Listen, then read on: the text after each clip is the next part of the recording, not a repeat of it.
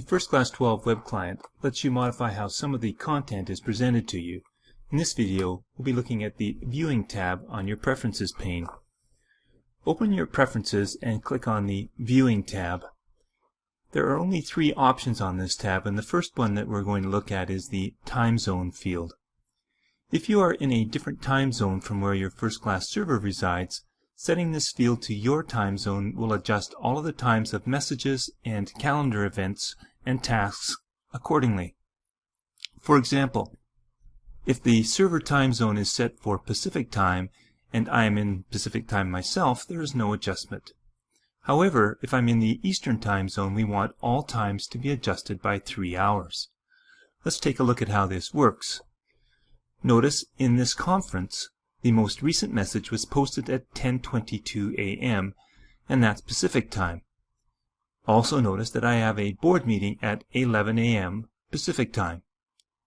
Now, if I were to travel east, I can adjust my time zone to Eastern time, so let's do that.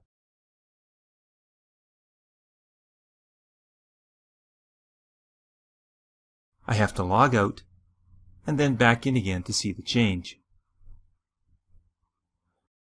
Note now that the board meeting has been shifted to 2 p.m. and that message is now showing as being posted at 1:22 p.m. Before we return to our preferences, note that I am seeing all of the messages in this container, and also in this community I can see the entire feed, files, and wikis. Returning to our preferences and the Viewing tab once more, let's look at these two other options.